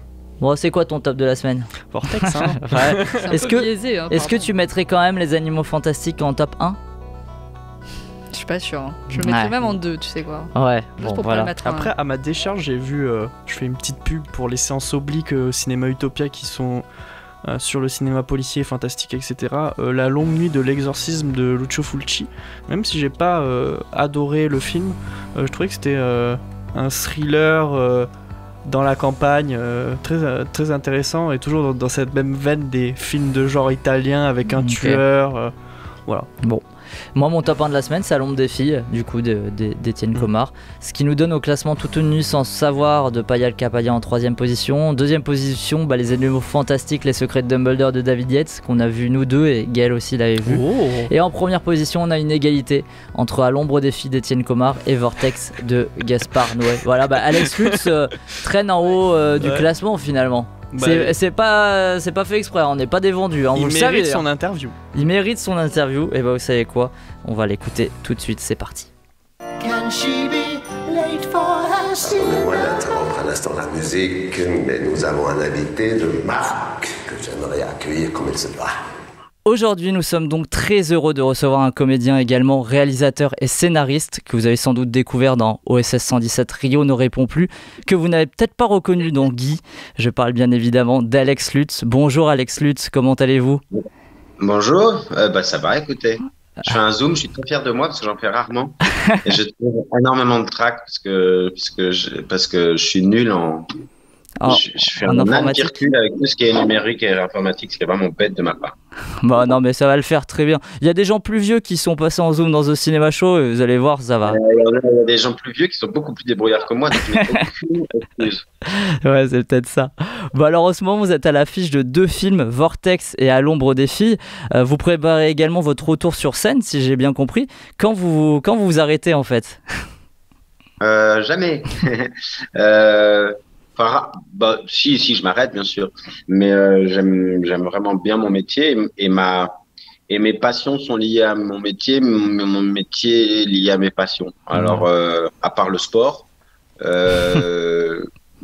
par ailleurs, sinon voilà, j'ai de la chance quand même de faire un métier où quand même je lève le pied, bah, il continue à travailler. Voilà. Ouais. Donc, ça tombe bien. Alors, on va commencer par Vortex, si vous le voulez bien. Comment elle s'est passée, votre première expérience avec Gaspard Noé? Elle s'est passée merveilleusement bien, parce que c'est quelqu'un d'extrêmement doux, d'extrêmement sensible, à l'inverse dans le comportement de ce que pourrait évoquer son cinéma. On peut se dire c'est un cinéma, je sais pas, polémique, violent, je sais pas quoi. Bon, peut-être. Moi, je trouve pas tant que ça en fait. Oui, il y a une forme de provocation visuelle dans ce qu'il souhaite obtenir du spectateur et peut-être de le déranger un petit peu. Mais voilà, moi j'ai eu à répondre ça souvent. Je trouve la réalité a un imaginaire bien plus violent que la fiction et que je crois malgré tout que ce sont des films nécessaires. Ouais. Même irréversible dans sa violence terrible. Évidemment, c'est 17 minutes, cette scène terrible où je sais plus avec de viol. Monica dans la scène de viol, mais tout d'un coup, ça vous laisse savoir que la réalité d'un terrible viol, c'est ça aussi, quoi. Bon, bref, on est d'accord ou pas d'accord avec ce qu'il propose, mais c'est un cinéaste qui laisse pas indifférent, quoi, qui bouscule. Et puis pour ce film-là, il y a quelque chose qui a l'air moins a priori, moins bousculant, moins sévère, moins violent, comme ça, moins violent. Alors que bon, il y a évidemment quand même une forme de violence psychologique, puisque on a ces 2 personnes âgées qui ont vécu toute leur vie ensemble et qui sont sur le départ. Et puis ce fils que j'incarne qui tâche tant bien que mal de les accompagner là-dedans. Et voilà, c'est une tragédie. Mais c'est très beau comme il l'a traité. Et puis voilà, il avait vu Guy, mon film, et puis il l'avait bien aimé. Il m'a approché comme ça et ça s'est fait très simplement. Donc c'était très honoré, quoi. Voilà. Bah ouais, ça doit être quelque chose. Parce que c'est vrai qu'on pense pas à première vue à vous dans un film réalisé par Gaspard Noé. On n'aurait pas dit que vous étiez l'acteur qui irait chercher directement. Non, mais je crois que oui, non. Attendez, je sors du cadre, je me remets dans le cadre. Non, je sais pas. Après moi, je peux pas. Comment dirais-je, je peux pas deviner pour lui. Oui, bien sûr. Pour les autres réalisateurs, ça serait horrible de faire ça, de venir gratter à la porte. Il faut qu'ils aient une envie, une vision. S'ils l'ont, c'est tant mieux, quoi. Bon, alors, dans ce long métrage, vous interprétez avec brio donc le fils d'un couple en fin de vie. Comment on appréhende un rôle de la sorte où il faut être assez subtil, où le personnage doit laisser transparaître un passé noir sans trop en dire? C'est quoi votre travail de comédien dessus? Moi, de me faire ma petite cuisine, mon petit passé, ma petite histoire dans ma tête. Il faut que ça résonne en moi, sinon c'est pourri. Enfin, il faut que dans tout rôle, qu'il soit d'extrême composition ou pas, il faut. Et là, c'est moins le cas tout de même. Il faut. Mais dans les 2 cas, il faut quand même aller chercher quelque chose en soi qui peut servir le personnage, servir son émotion, sa joie, sa douleur. Bon, voilà, c'est des petites cuisines qu'on se fabrique. Hein. Et là, il y avait beaucoup d'impro, c'est ça aussi. Il n'y avait que de l'impro, ouais. Il n'y avait que de l'impro. Et c'était agréable, moi j'adore ça. Et Gaspard... J'adore quand on se perd comme ça dans des scènes, c'est super. Et Gaspard Noé, il vous donnait des conseils entre les prises ou c'était aussi très libre? Ah non, Oui, si, bah, il savait ce qu'il voulait. Je pourrais pas dire qu'il n'y avait pas de scénario, parce que même lui, il provoque un peu en disant qu'il n'y avait pas de scénario. Il avait quand même quelque chose en tête. Il avait une vision, une image. Il avait, voilà. Il avait écrit comme une nouvelle d'une quinzaine de pages avec les séquences décrites. Et moi, j'adore ça. J'avais fait un peu ça pour Guy, pas entièrement, mais enfin, comme une bonne partie, où je décrivais correctement, le plus correctement possible les séquences et les enjeux qu'on devait y retrouver. Donc déjà, quand ça c'est clair et qu'il y a de l'émotion là-dessus, bon, bah, vous savez ce que vous avez à faire. Et puis après, lui, il vient compléter, il vient dire, donc vous dites des choses, vous faites des choses, puis après, il vient corriger, il dit, on pourrait faire ça, comme ci, comme ça. Donc voilà, il savait, on était avec un filet, un petit casque sur la tête. Ouais. Et d'ailleurs, il filme de longs plans séquences du coup dans ce film. Ouais, je suis assez curieux de savoir combien de prises vous effectuez d'une scène. C'était très variable. D'accord. Je pourrais pas dire. Je pourrais même plus dire. Pas énormément en fait. Hein. Il nous en a pas fait faire 600 000. Non, pas du tout. Pas du tout. Après, il y a des scènes plus ou moins difficiles ou plus ou moins douloureuses. La scène où je dis à mes parents que je vais les placer, je sais pas où. En maison de retraite. Bon, ça, maison de retraite ou quoi, ça c'était difficile parce que voilà, bon, c'était émotionnellement, c'était chaud. Donc, il voit bien dans quel état d'esprit ça nous met et il sait comment respecter ça, pas user ça et faire en sorte de scène en scène que ça s'améliore. Bon, voilà, mais je pourrais vraiment plus vous dire combien de temps on a. Et alors, comment ça s'est passé le jeu avec Dario Argento et Françoise Lebrun qui sont quand même des gens qui ont une grosse carrure aussi? Bah, justement, ils ont une grosse carrure. Pardon. Et on travaille avec ça. Alors moi, j'ai beaucoup répondu ça dans les interviews par rapport à Françoise, qui est une petite femme comme ça que j'avais très envie de prendre dans les bras facilement, lui prendre la main facilement quand il y avait un couloir avec des marches. Hop, par réflexe, comme je l'aurais fait avec une membre de ma famille, je lui tenais la main, quoi. Donc je me suis accroché un peu à ça pour fabriquer la relation que j'avais à elle dans le film. Et puis, et en revanche, Dario m'impressionnait énormément. Même si c'était hyper sympa, même s'il est hyper gentil, même si on a bien rigolé, mais j'avais quelque chose de plus impressionné aussi par rapport à son cinéma, qui est un cinéma de monstruosité, quoi, disons. Donc, j'étais quand même. Puis c'est la première fois qu'il faisait l'acteur. Il y a la barrière de la langue, tout ça. Bon, bref. Donc je me disais bon. Et là aussi, ça m'a donné un truc à construire avec lui. D'accord, très bien. Parce que du coup, je me disais, bah, je vais travailler sur le côté impressionnant de lui, quoi. Comme d'un père trop grand pour son fils, quoi, quelque chose comme ça. Je me disais, il y a quelque chose à construire sur les premiers sentiments que représentent ces deux acteurs pour moi. Finalement, ça rejoint quand même assez votre cinéma, puisque Guy, il était aussi en hommage au tout début, il a écrit à nos pères, et puis c'est un film qui tourne aussi autour de la figure du père, donc finalement, vous y retrouvez aussi là-dedans. Ah oui, bah, la filiation, le temps, l'injustice du temps, moi, c'est le temps qui se finit, c'est vraiment des thématiques que j'aime, que j'ai envie de continuer à gratter, à analyser, à chercher, je trouve que c'est assez, comment on dit, et c'est assez inépuisable comme thématique pour le cinéma ou pour des histoires à raconter, quoi. Donc, oui, on s'est retrouvés là-dedans. On change de bras, j'ai mal. Changez.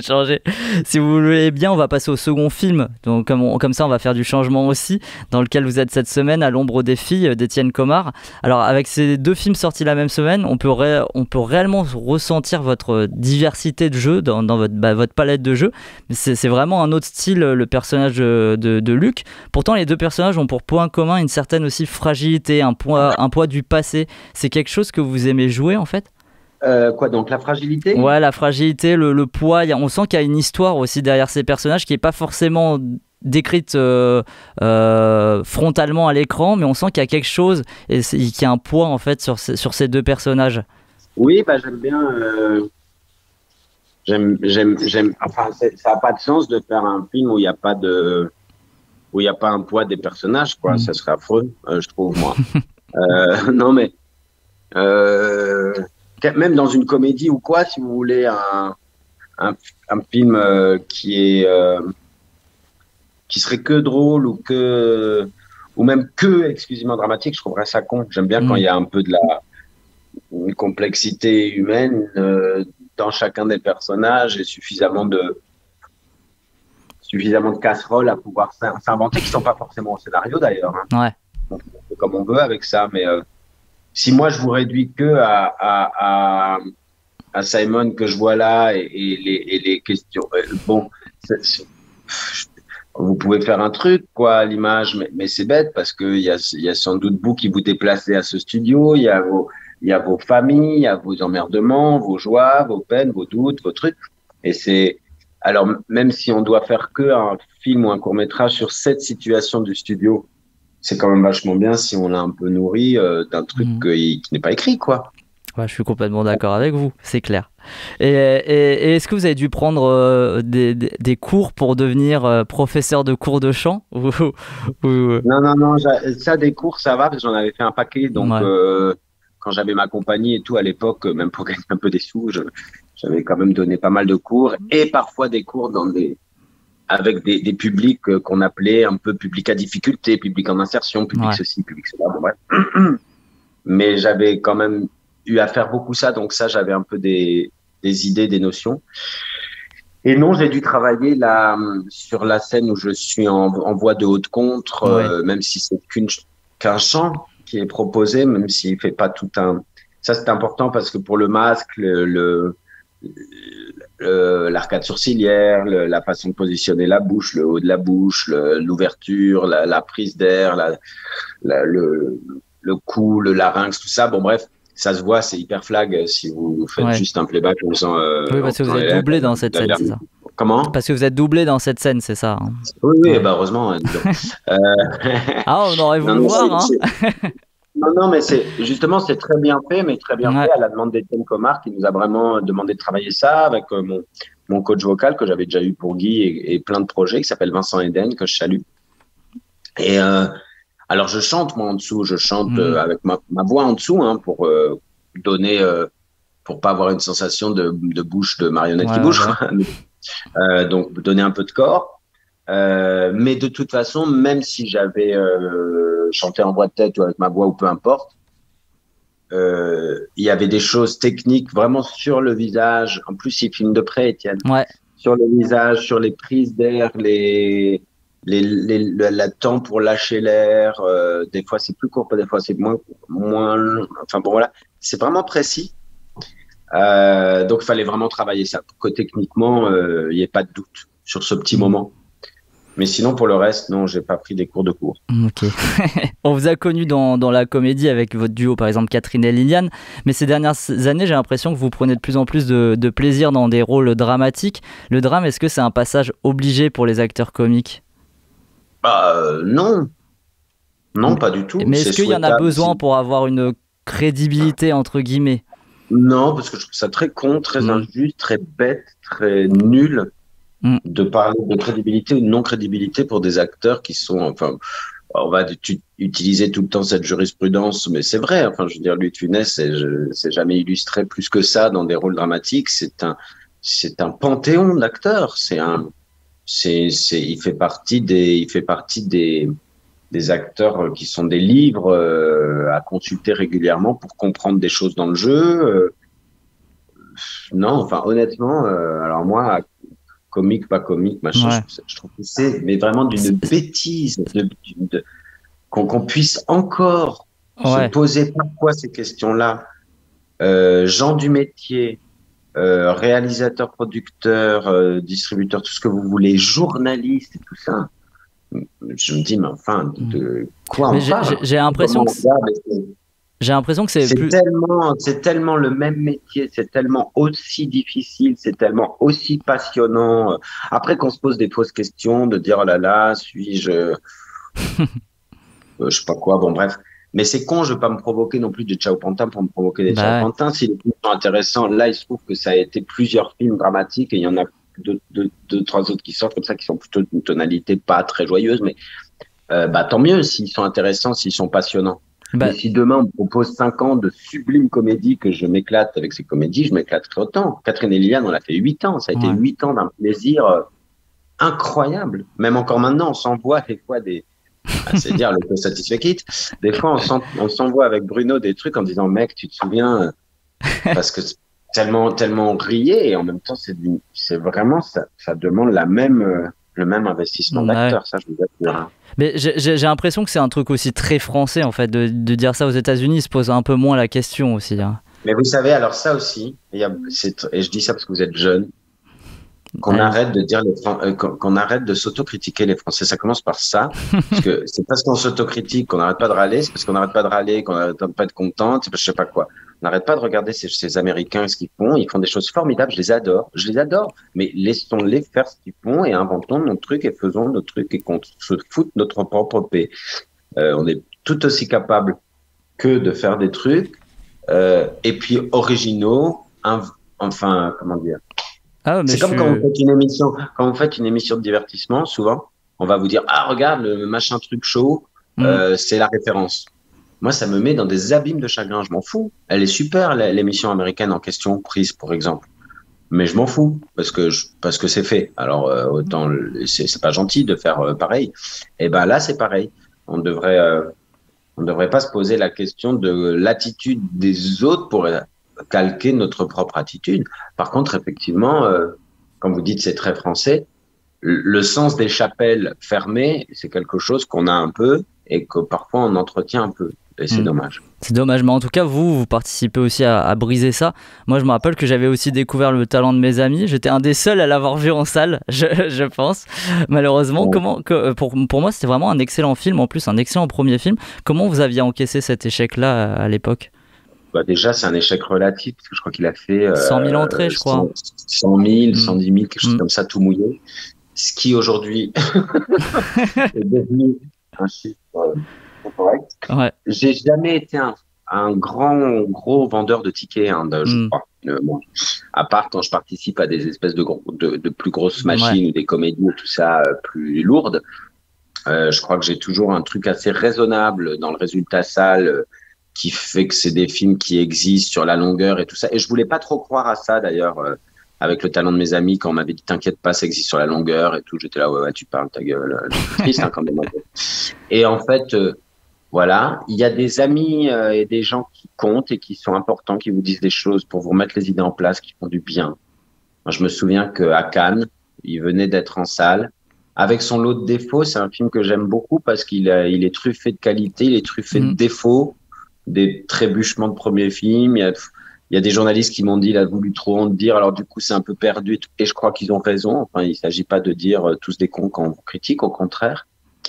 Et à Cannes, il y a Mélanie Laurent, vraiment que j'embrasse parce qu'elle m'avait dit un truc tout joli. Elle m'avait dit mais tu sais, la moyenne des films français c'est 30 000, donc tout va bien en fait. 200, et c'est très bien en fait. C'était déjà une chance de le rendre visible, c'était déjà une chance inouïe de pouvoir le faire parce que aussi, et c'est la vérité, à la télévision on avait imposé un duo qui faisait qu'il y avait de la curiosité, que les financeurs étaient peut-être plus enclins à nous aider.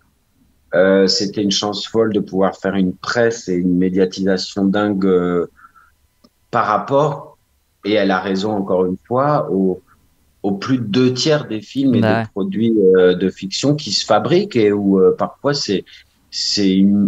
pour avoir un entrefilé quelque part, c'est énorme. Pour avoir quelques copies, c'est énorme. Il y a des tout petits distributeurs qui se battent comme des lions. Donc, faut savoir remettre les choses à leur place et même si des fois vous pleurnichez, ça arrive. Moi, si je commence à dire que j'ai pas de chance sur certains trucs dans mon métier, c'est pas ça. Il y a qu'une envie de dire mec, ta gueule en fait. C'est pas. Non, mais c'est vrai. Il y aurait, on me l'a souvent dit, Catherine et Liliane, vous passez à autre chose, etc. Bon, c'est une chance. Il y aurait eu que Catherine et Liliane. honnêtement, il y aurait eu que Catherine et Liliane. Moi, déjà là, c'est une chance. Bah ouais. Il faut avoir l'honnêteté de le dire. Alors bien sûr, moi j'ai un appétit fou et je m'en contenterai pas. J'aurais tout le temps envie de faire d'autres trucs et tout. Mais c'est quand même du bol, quoi. Faut quand même. C'est si dur de regarder le verre à moitié plein qu'il faut quand même se forcer à le regarder.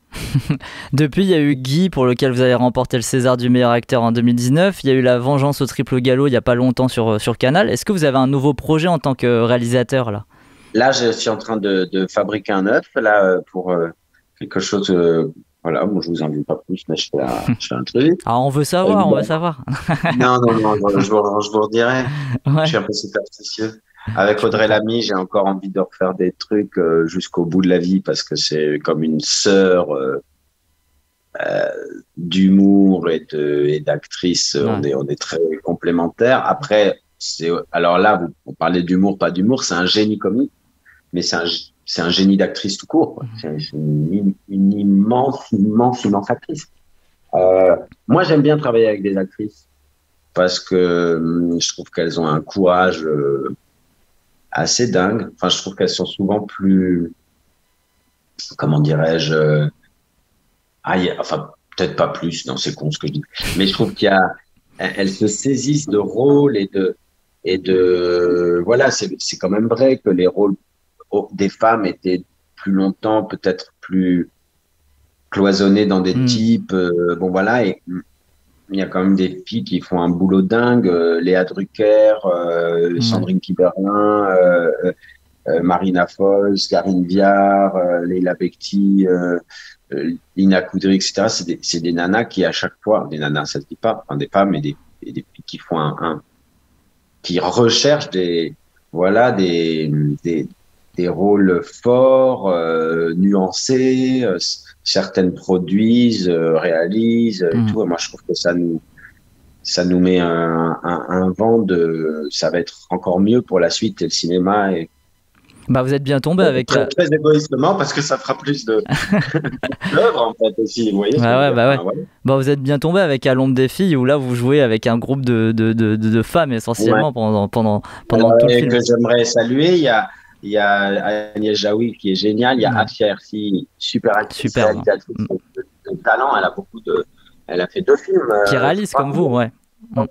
Ouais, non d'autres, je sais plus. En tout cas 2 fois à Cannes et bon, elle est très inspirée. Vers les Battons, qui est une actrice formidable que certains ont peut-être pu voir dans Alabama Monroe. Elle est dans une série avec Charlotte Lebon qui s'appelle Cheyenne, non Cheyenne. Ah oui. D'accord. Bah, je ne me trompe pas sur le titre, super. Marie Berthaud qui était un peu dans Guy, qui avait une scène dans Guy. Ouais. Fatima Beria, Anna Majer, enfin bon, c'est des. On sent il y a une osmose, tout ça fonctionne vraiment super bien dans ce film. Ouais. Et je crois que vous préparez également un nouveau spectacle sur scène, du coup, est-ce que vous pouvez nous en parler ? Non, je continue. Oui, celui qui était. D'accord. Ouais, mon one-man show, mon one-man cheval, là, je crois qu'on peut dire. J'ai encore des dates, en fait, de ce qui avait été décalé avec la pandémie. Ah ouais, il y a eu un truc. Voilà.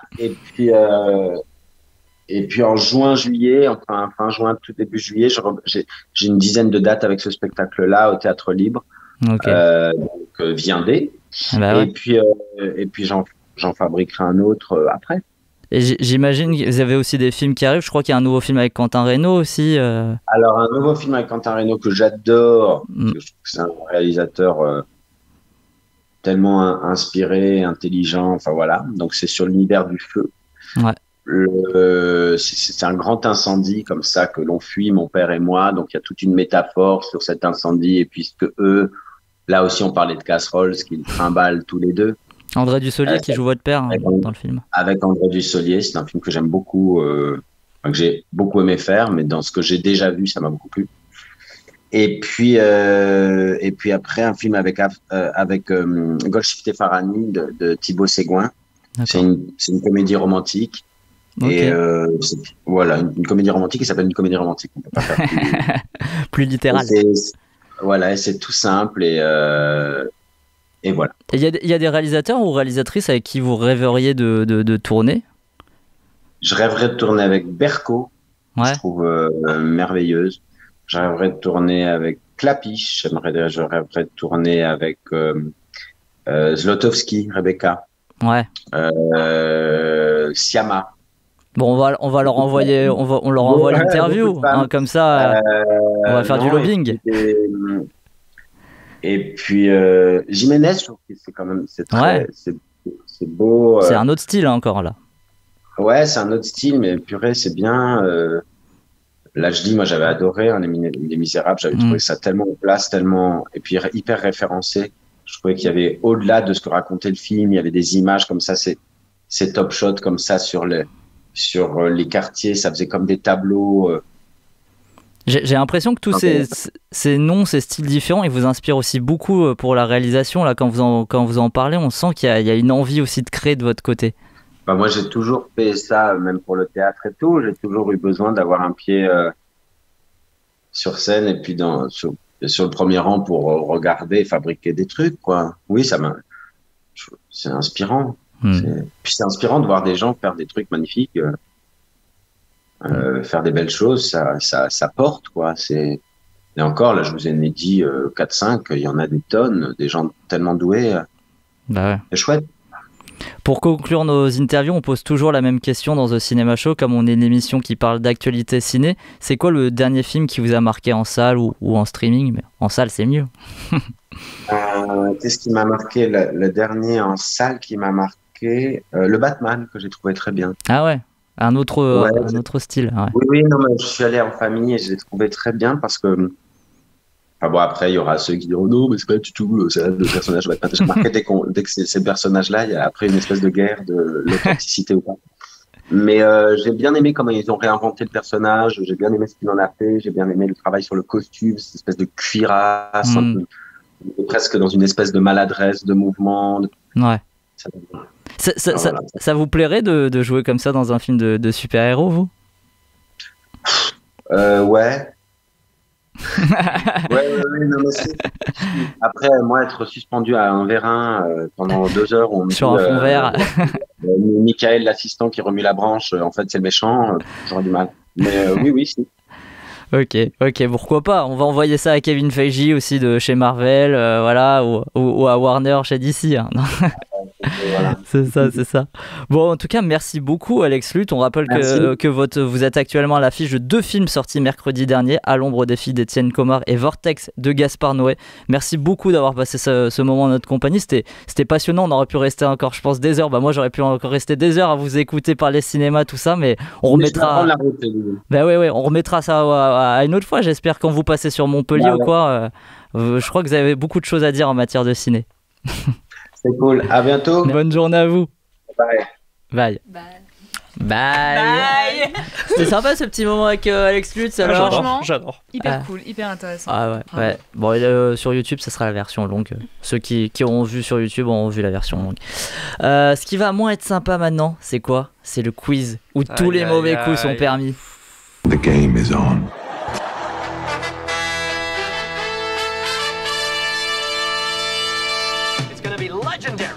C'est la mer noire. C'est votre ultime bafouille. I am sure, mais alors I am tout à fait sûr que j'ai raison et que vous avez tort. Oh my God.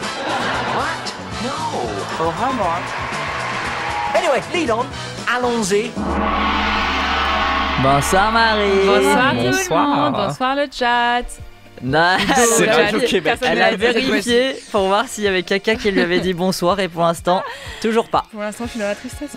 Ouais. Bon, ce soir, vous êtes 3. Qu'est-ce qui se passe quand vous êtes 3? Un match triple menace et il passe par-dessus la 3ème corde. Il compte pour 10. Ah, c'est bon, il y a bonsoir Marie. On a déjà abandonné. Ça sent l'alcool sur le plateau, dit Antoine. Oh, cela ne nous regarde pas. Peut-être qu'il y a eu un quiz hier avec la question intermédiaire. J'espère qu'il y aura une question intermédiaire. Radio Campus, restaurant des Radio Campus Montpellier. Oui, donc vous êtes... La question intermédiaire. Vous êtes face à face ce soir. Si je m'exprime, si je ne m'abuse. C'est la merde. Benoît face à Simon, face à Marie. Vous jouez chacun et chacune pour votre peau. Je crois que tu allais dire pour l'association de votre choix. Franchement, j'adorerais. Moi, je joue pour un compte film. Ah, sympa. Bah, super. Bah alors. On juge pas. Bon, on commence ce quiz. Simon est déjà hors jeu puisqu'il a vu le titre du quiz sur le Google Doc. Donc en fait, Benoît et Marine, vous vous affrontez sur cette question. Est-ce que vous pouvez me donner un titre au hasard quoi. Putain, vous n'avez pas réfléchi 15 minutes d'Alex Lutz pour réfléchir. Ah, moi je l'ai, j'ai quelque chose. Moi aussi j'ai. Eh bah allez-y, qu'est-ce que vous voulez? Ok, vas-y. Les quiz fantastiques. Tout un quiz sans savoir. Marine, tu ouvres ce quiz et tu ouvres le score avec les quiz fantastiques. C'est le meilleur, c'est le meilleur. Non, le meilleur c'est le choix que je fais. Oh regarde, les mauvais quiz sont permis mais pas les mauvaises questions avec Marie. C'est Véro Laurent qui dit ça. C'est tellement gentil, merci beaucoup. Putain. Eh bien nous allons ouvrir le bal avec une musique de film. Dans quel film peut-on entendre cette musique? Climax. Wow, oui, Climax de Gaspard Noé, absolument. Vous savez pourquoi. J'ai même pas eu le temps de mettre Vortex, le casque. tout ça. Premier point de Simon. On passe au en or ou en bois. La première info est la suivante. Après avoir joué pour le père, David Cronenberg, dans son film Les Crimes du futur, Kristen Stewart va jouer pour le prochain film de son fils, Brandon Cronenberg. Est-ce que c'est vrai ou est-ce que c'est faux? Totalement faux, totalement vrai. En or, ça me dit quelque chose ça. J'ai envie de dire en or aussi. Vas-y, je détonne en bois. Marine, tu fais bien de détonner, puisque c'est faux. Pourquoi c'est faux? Juste, elle l'a fait par rapport à nous. C'est pour une autre lauréate du Grand Prix de Gérardmer qu'elle va jouer, Rose Glass, qui est donc la réalisatrice de Sainte Maud. Marine, tu passes à 2. Mais peut-être qu'elle jouera chez Brandon Cronenberg. Peut-être aussi, mais on n'a pas d'infos pour le coup. Voilà. Deuxième info, Jean Dujardin et Nicolas Bedos vont écrire une série pour Disney+. Est-ce que c'est vrai ou est-ce que c'est faux? Moi j'ai envie de dire en or. Moi j'ai envie de dire en bois. En bois. C'est faux, Marine, je suis désolée, c'est faux. Ce sera sur Amazon Prime en fait. Et cette mini-série s'appelle Alphonse. Ah mais oui, en fait, je l'ai vu. Qui réunit entre autres Jean Dujardin, Charlotte Gainsbourg, Pierre Arditi et Nicole Garcia. Ouais. Voilà. Premier point de Benoît, bravo Benoît. Et Simon qui passe à 2. Troisième info. Après avoir suspendu son service de streaming, des abonnés russes de Netflix poursuivent la plateforme en justice. Bon, non. Par contre, je tiens à rétablir mon nom là. On commence à balancer des trucs sur moi sur le chat.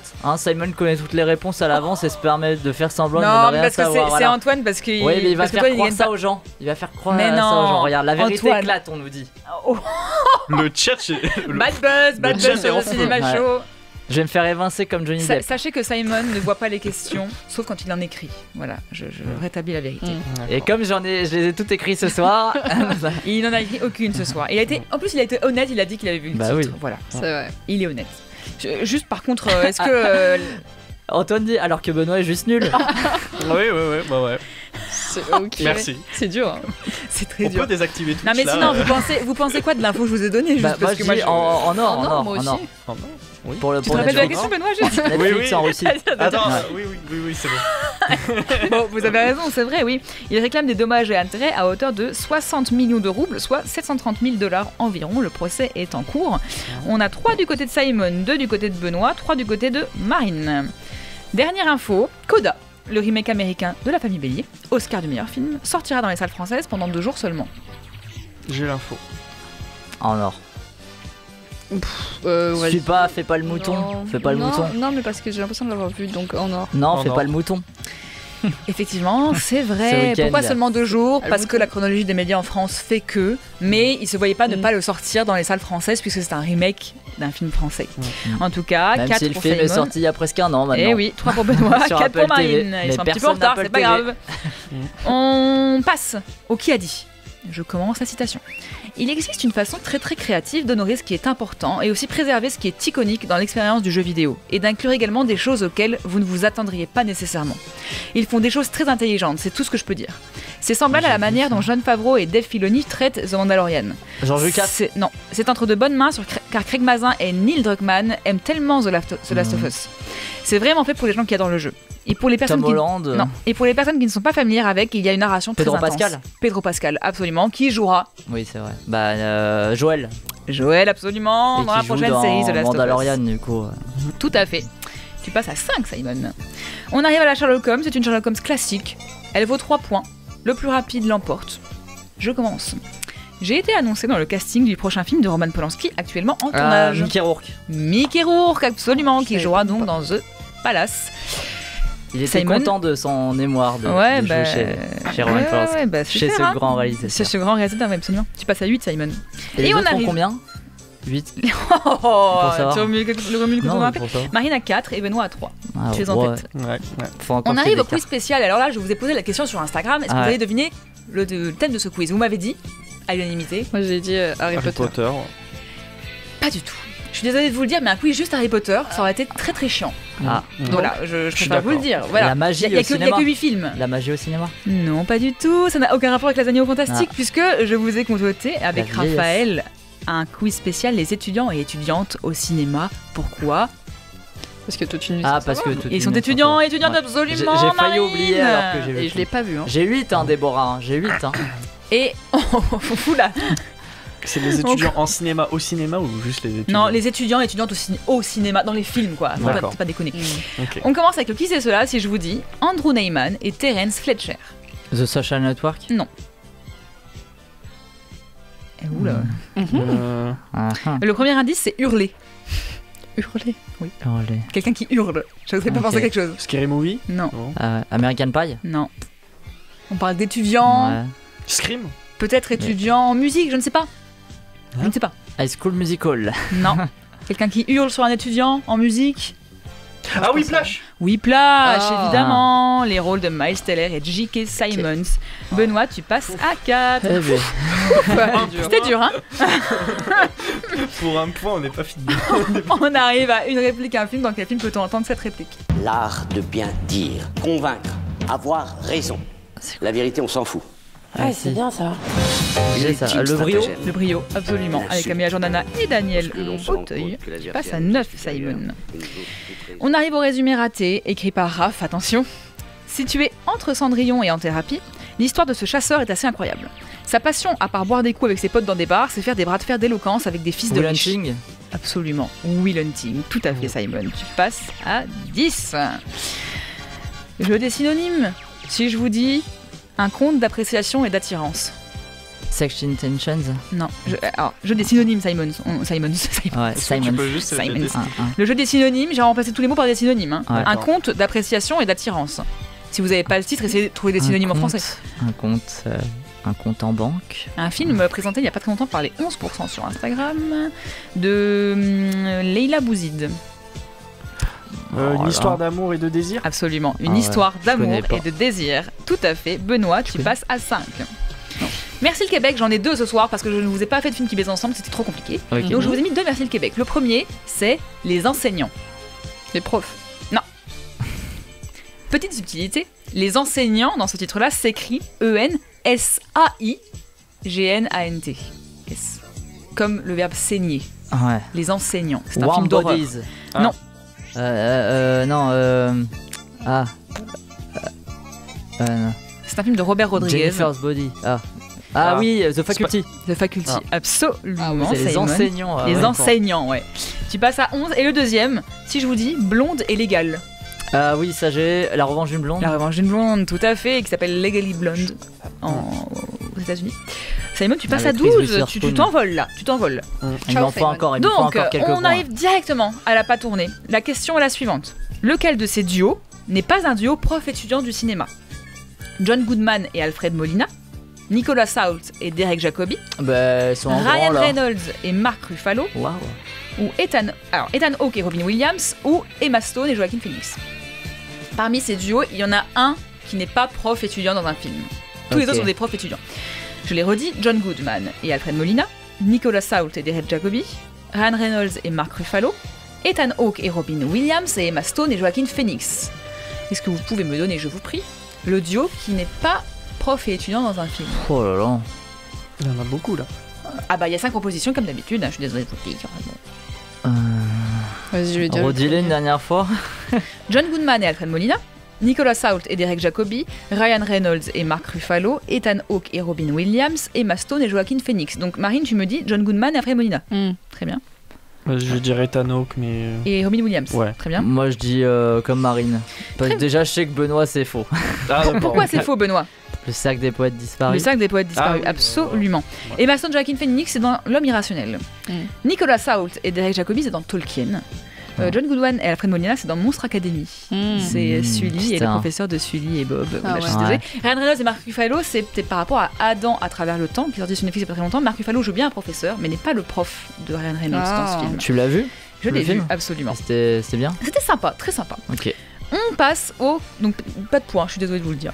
On passe au casting 5 étoiles. Si je vous dis Jimmy Tatro, Nick Offerman, Ice Cube, Gillian Bell, Amber Steele... 21 Jump Street. Presque. 22 Jump Street. 22 Jump Street, où ils vont enquêter à l'université. Tu passes à 13, Simon. Musique de film, dans quel film peut-on entendre cette musique?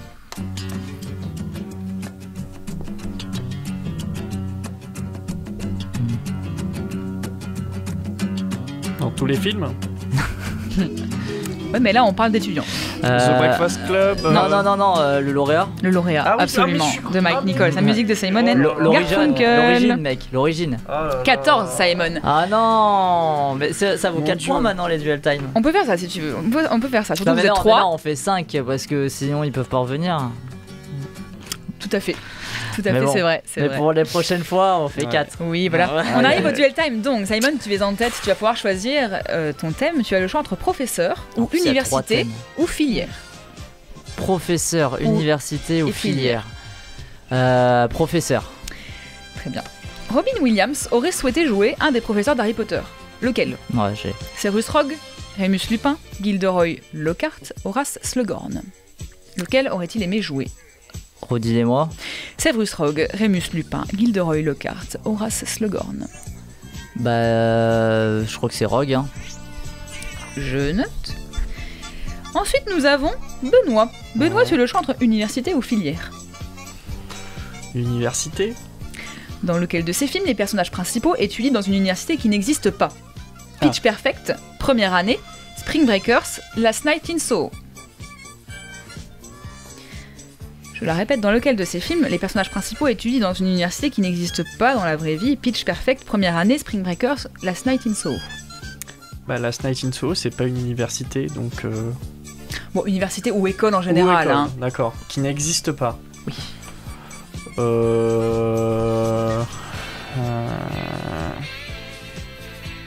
Bon, je vais rester sur Last Night in Soho. Je note. Je crois que c'est Pitch Perfect. Marine, tu as donc la question filière. Super. Lequel de ces étudiants ou étudiantes célèbres du cinéma n'est pas associé à la bonne filière d'études? Jesse Eisenberg étudie la psychologie dans The Social Network. Sophie Marceau étudie les lettres classiques dans L'Étudiante.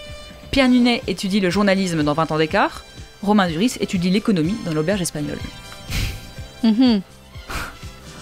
Super ça. Et c'est humain. Toi tu l'as? Ouais. Moi j'ai. Là. J'ai pas du tout. C'est quoi les. Tu peux les redire? Alors, Jesse Eisenberg qui étudie la psychologie dans The Social Network.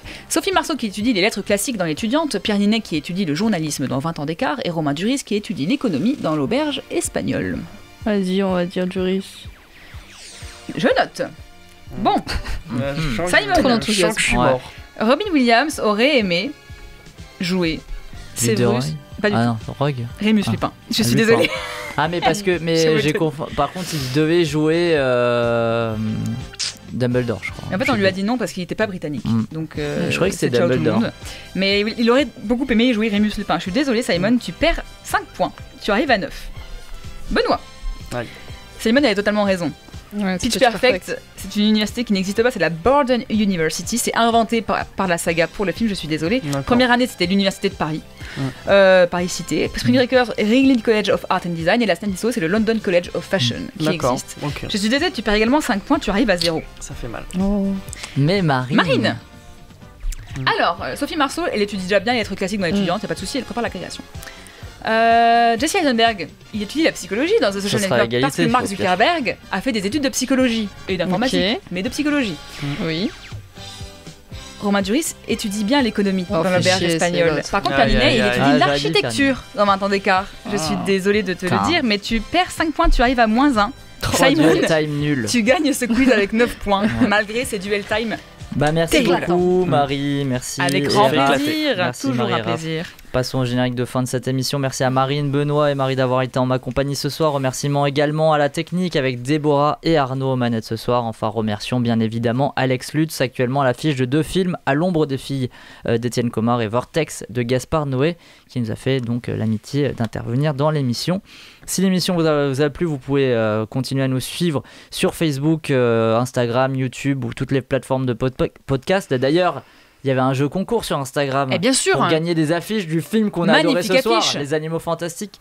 J'ai les gagnants, Nina Loriol, Le Ciné du Projo et comme la musique des podcasts et La Mantis. Voilà, il y avait 4 affiches à gagner. Bravo. On vous recontactera bien évidemment.